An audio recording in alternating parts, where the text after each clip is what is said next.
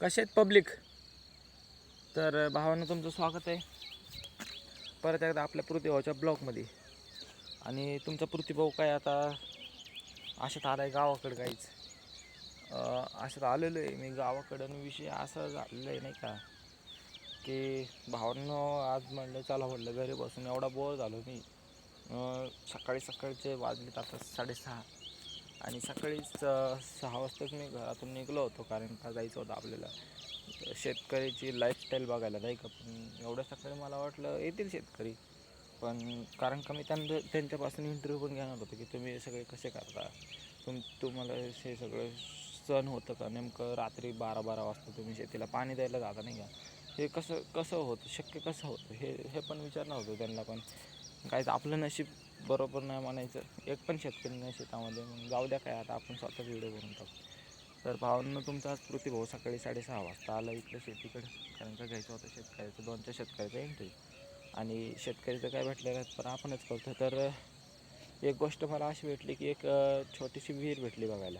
आणि त्या विहिरीचा एक विषय असा आहे गाईस, की त्या विहिरीमध्ये इतिहास आहे. त्या विहिरीचा असा म्हणतात की असं पब्लिक म्हणत होती की ह्या विहिरीचा इतिहास आहे म्हणे, की पाणी नाही आटत नाही का.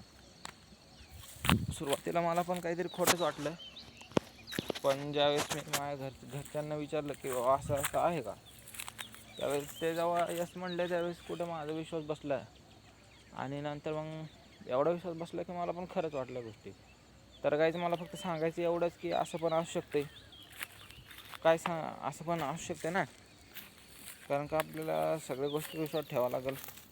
तर चला, तर तुम्हाला मी दाखवतो ती पाणी न आटणारी विहीर. मी तेवढ्यात तुम्ही घ्या आपल्या पृथ्वीभाऊला सबस्क्राईब करून, आणि मी दाखवतो तुम्हाला विहीर.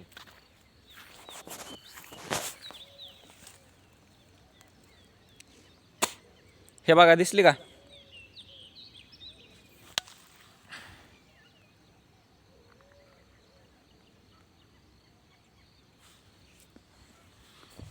तर गाईज ही आहे ती विहीर. आणि ह्या विहिरीचा इतिहास आहे की मी जास्त जवळ थांबणार नाही त्या विहिरीच्या, कारण का त्या विहिरीचे असे रहस्यमय बघायला भेटले आपल्याला. आजोबा किस्से ऐकायला भेटलेत मला पण त्या विहिरीचे. पण गाईज तुम्हाला खरं सांगतो, एवढं मी शहरामध्ये राहिलो गेल्या 3 वर्षापासून, मी सलग बाहेर आहे शहरामध्ये. बरं काय सांगतो, सलग बाहेर आहे मी शहरामध्ये. पहिले पुण्याला, नंतर नाशिकला, आता संभाजीनगर. म्हणजे कमी जास्त तुमच्या पृथ्वीभाऊला 3 वर्ष झालेत की तुमचा पृथ्वीभाऊ डेली बाहेरच आहे नाही का. पण गाईज असं गावाकडचं वातावरण आणि शहरातल्या वातावरणाला मॅच नाही होऊ शकत. एवढं भारी आहे ना गाईज गावाकडलं वातावरण. सकाळी 6 वाजता 5 वाजताच उठायचं, असं लॉंग राईटला जायचं. मी रोज करतो. पण त्याच संदर्भात म्हटलं आज व्हिडिओ पण बनवून तुम्हाला दाखव, पण म्हटलं आज मी कुठं जातो आहे. तर काही हा जोराने दिसतोय मी चालतोय झाडातून.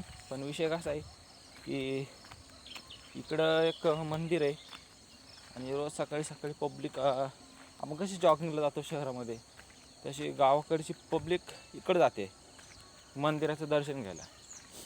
आणि मी मंदिर खूप लांब आहे, मी तिथपर्यंत नव्हतं गेलो. पण वाटेतच ती जादूची विहीर होती ना, ती मला बघायची होती. मग त्या विहिरीपर्यंत मी गेलो, आपला ब्लॉग कंटिन्यू चालू केला, आपलं काम घेतलं, आपण निघालो.